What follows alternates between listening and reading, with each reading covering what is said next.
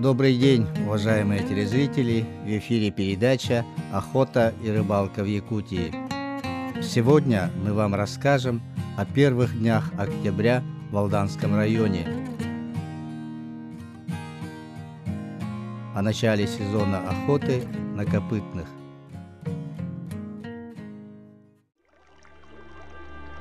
Золотая осень нынче не спешила уходить, а лютая зима не торопилась валить сибирские снега. Егор Дещевский со своим сыном Гаврилом и другом Валентином Федоровым прибыли в свое хозяйство. Эта земля принадлежит родовой общине Буяга. У Егора есть договор с председателем общины Ионом Гермогеновым об использовании биоресурсов здешней тайги. Ежегодно Егор с сыном в этих местах добывают копытных животных и пушных зверей.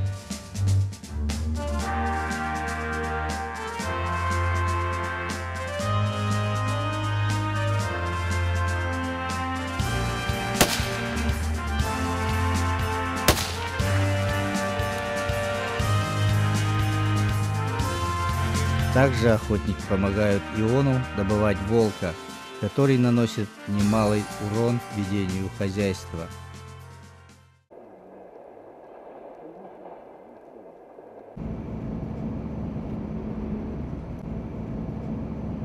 В этом году Егор со своей небольшой командой расположился в избушке недалеко от железной дороги. Бытует мнение, что животные удаляются от привычной родной среды из-за шума проезжающих составов, меняются их пути миграции из-за полотна железной дороги. Но Егор мало разделяет это мнение, утверждая, что зверь адаптируется к режимному движению и предпочитает не оставлять свои места обитания. Вред тайге железнодорожные пути, конечно, наносят, но не в критических масштабах. А вот и подтверждение. Хозяин тайги спокойно, без всякой спешки, переходит эту дорогу. С одной стороны, это беспокоит, ведь если такой большой зверь, как медведь, перестанет бояться внешних факторов, что его будет сдерживать при встрече с людьми? При всем при этом растительность тайги достаточно густа и плотна, что придает хищным зверям уверенности при внезапных атаках. Хотя теоретически считается, что осенью медведь пассивен и не представляет угрозы для человека. У нашей компании есть разрешение на добычу копытных животных, но охота будет вестись на оленя или изюбря. Метод охоты Егора имеет свою особенность. Он предпочитает осенью ходить за такой добычей без собаки. Говорит, что собаки только отпугивают оленей.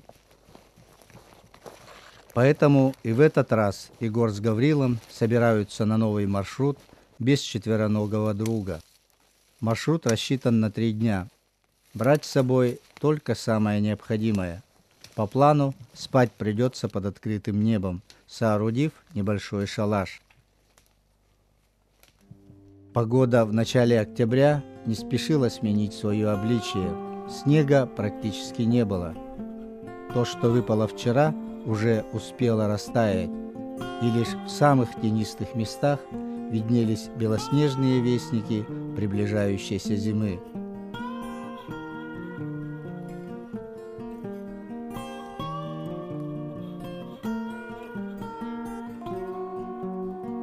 В Алданском районе преобладает плоскогорный рельеф, то есть маршрут предполагает частые подъемы и спуски. Здешний лес в основном хвойный. Это обычный лиственничник, который чередуется с массивами сосновых боров. Из ягод наиболее типичны здесь брусника, толокнянка и голубика. Идти по такой земле достаточно трудно. Наступая на мягкую почву, ноги быстро устают. Охотникам приходится часто отдыхать, чтобы экономить и правильно рассчитать силы. Без собак ходить по глухой, малознакомой тайге, конечно, очень рискованно. Тем более, время от времени по пути попадаются следы лап зверей от мала до велика. Но Егор опытнейший охотник, и поэтому привык к таким походам. Он передвигается по тайге пешком, преследуя еще одну цель, чтобы расширить свои знания об этой местности. Территория большая, все за пару лет не разведаешь. На пути встречается деревянная вышка. Это геодезический знак. Недалеко от него, оказывается, есть небольшое озеро. Водоемов в этих местах мало. Видно, что звери сюда ходят часто. Надо поставить флажок в навигаторе. Рядом с озером Егор замечает следы хозяина тайги. Если считать по прямой, от избы отошли примерно на 6 километров.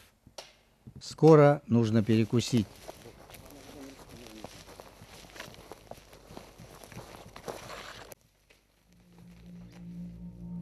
В этом месте, оказывается, отлично растет голубика.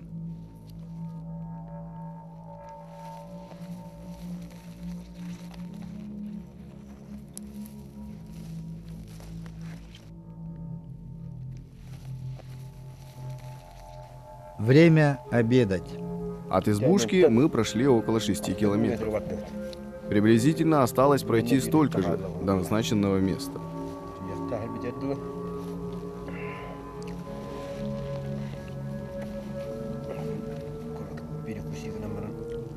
Немного перекусим и пойдем дальше.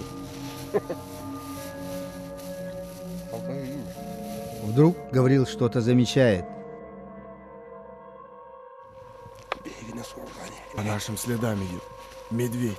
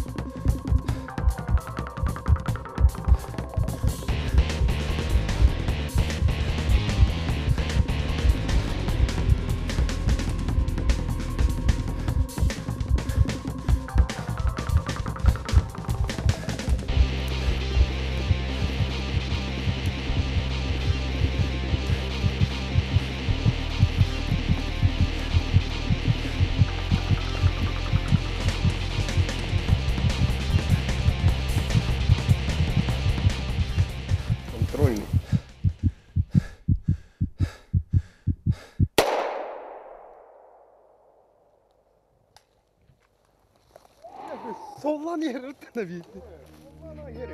Ребята, наконец, выдохнули. Это были самые длительные секунды, наполненные до краев смертельной опасностью.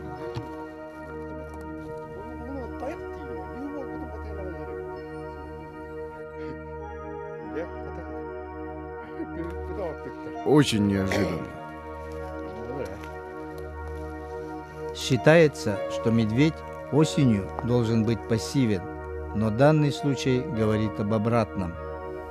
И ночуй после такого в палатке.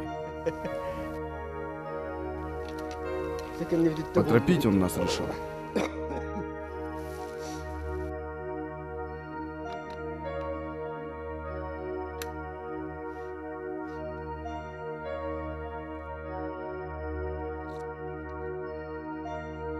Хорошо, что мы поесть присели, да?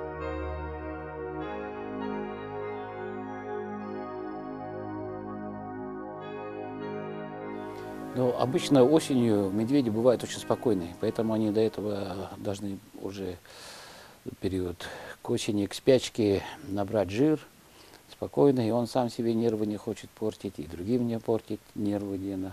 Но тут очень, конечно, интересный случай. Это может быть связано с тем, что в том месте, где медведь вас начал скрадывать или еще что, возможно, это был истощенный медведь, голодный, который воспринял людей как за какую-то добычу, которую можно было, на которую можно было поохотиться, и уже от безвыходности у него там надо что-то поесть.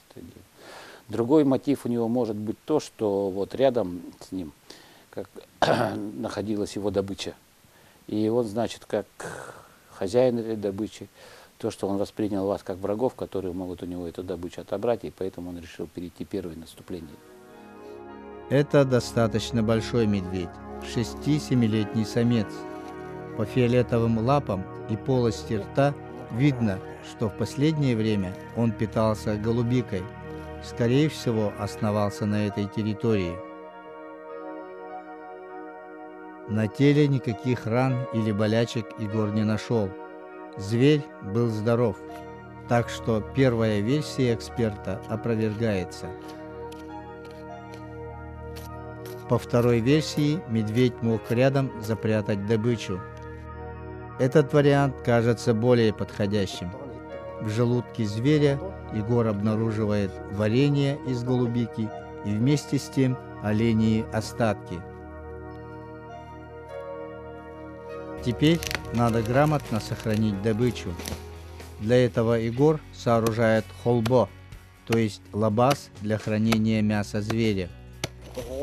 С собой гвоздей нет, поэтому так сделаем. Сейчас бревно из поваленного дерева поставим вот так. Там также аналогично, оттуда до туда. Затем на поставленные бревна поперечно разложим жердя.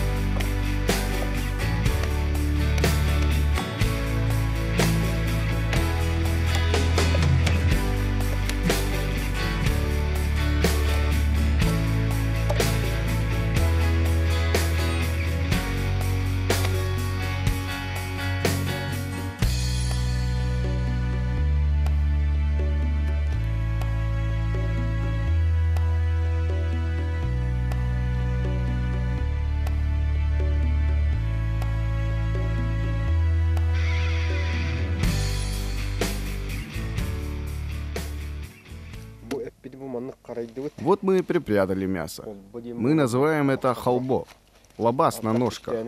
Чтобы защитить от осадков, снизу и сверху мясо накрыли тентом. Нужно, чтобы в лабазе циркулировал воздух, поэтому надо оставлять промежутки между деревинами. Чтобы не залетали птицы, между бревнами запихали еловые ветки. Ночью морозит, и после хорошей заморозки за день мясо не успевает размораживаться.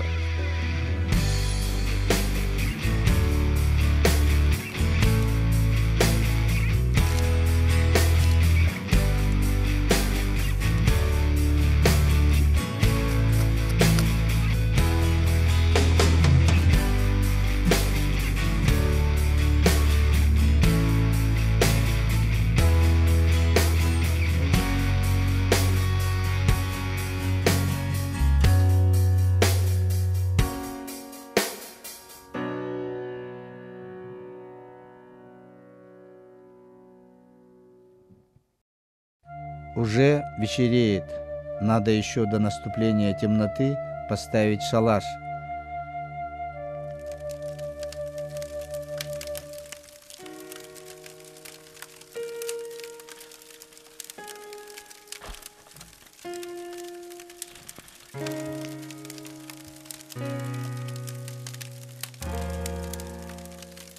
Спать под открытым небом довольно страшновато.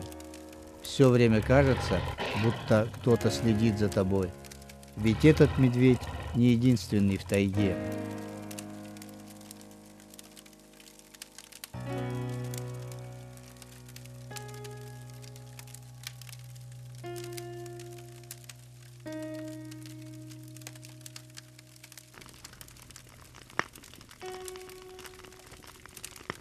Егор говорит, лучше спать с костром под открытым небом, чем в палатке в темноте.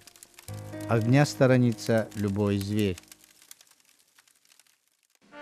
Утреннее солнце согревает пробуждающуюся тайгу теплыми лучами. Холодная ночь позади. Егора и Гаврила еще ждет дорога. Они должны все-таки совершить свой маршрут и попытаться добыть оленя.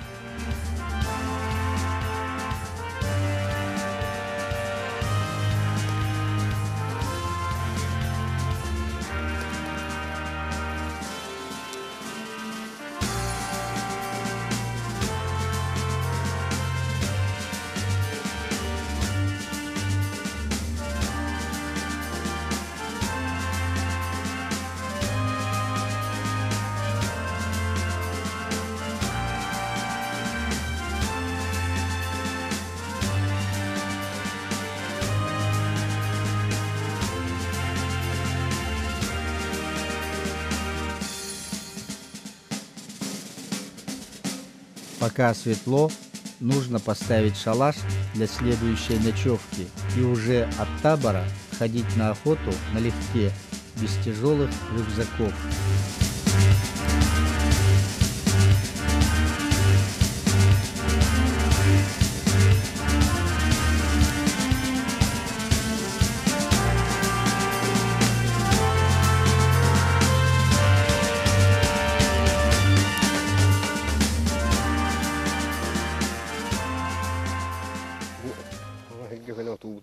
На новом месте мы затаборились.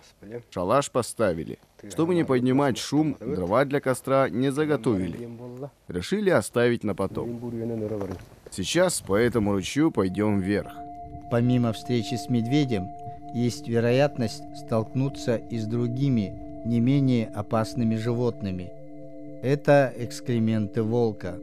Этих хищников в Якутии огромное количество, и по размерам здешние волки заметно больше своих сородичей из других регионов. Но и следов копытных животных в этих местах предостаточно. Тут ходят лоси, дикие северные олени и зюбрь. По свежим следам оленей Егор с Гаврилом заходят в лес. Они решают чуть-чуть отойти друг от друга.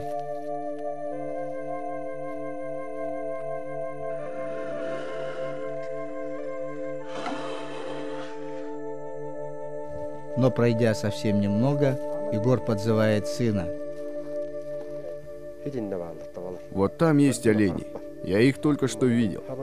Если пойдем вот так, будет как раз.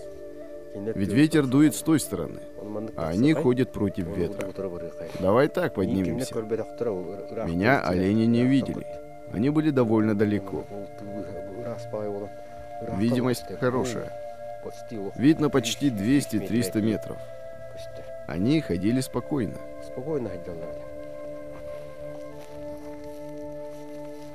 Идя без собак, скрадываться к оленям намного легче. Они очень чуткие животные.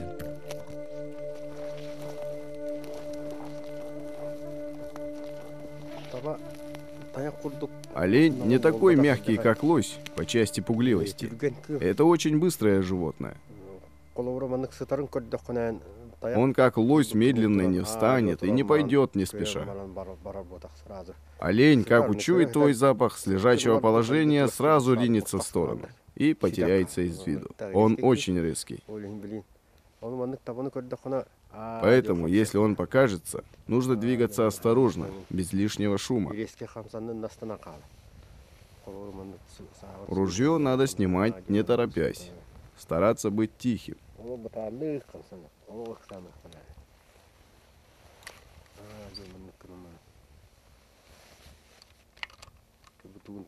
Нужно, чтобы предохранитель не щелкал. Вот так. Медленно надо двигаться. Тогда он не шуганется и не уйдет. И стреляешь. А если разволнуешься, олень сразу же исчезнет.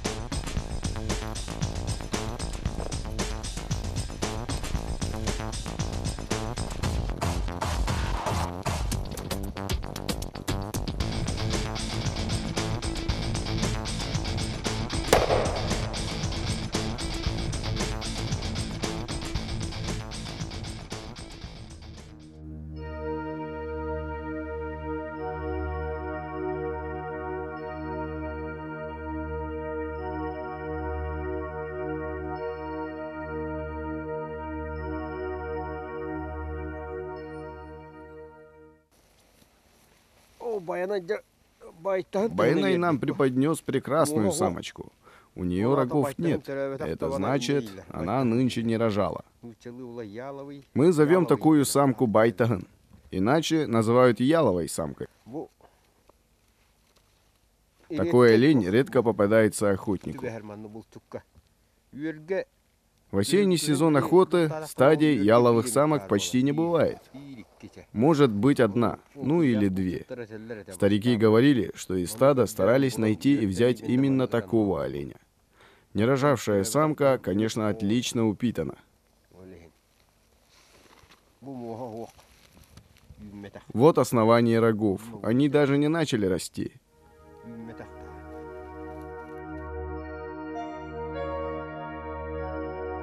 Поистине отличная добыча. У такого оленя и вправду очень жирное и вкусное мясо. Ноги в идеальном состоянии. Из этого меха выйдут красивые теплые унты. Таежный дикий олень от оленя, обитающего в тундре, отличается цветом. Мех у него темнее. Вот такой. Олени в тундре бывают посветлее. Из 8 таких камусов может выйти пара женских унтов. Детский торбас выйдет, наверное, из 6 таких камусов. Добыт весьма ценный экземпляр. Егор с сыном, по традиции, некоторые внутренности оленя сразу жарят на огне.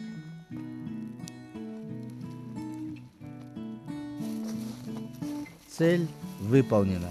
Теперь ждет долгая дорога домой. Рюкзаки, насколько можно, набиты мясом. Остальное Егор заберет через месяц-два на снегоходе. Рябчик на обед. Как раз скоро привал. У этой птицы королевское белое мясо. Гаврил решает запечь эту дичь в фольге. А Егор жарит морду оленя.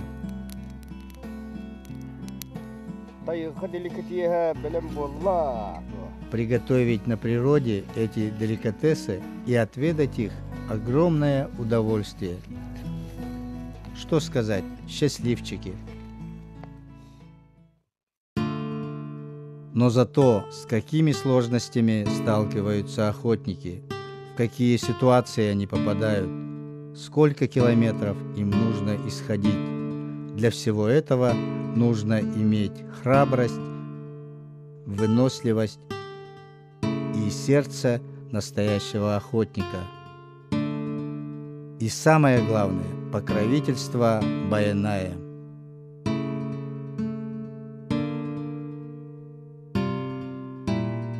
На этом, уважаемые телезрители, мы с вами прощаемся. До свидания, до новых встреч.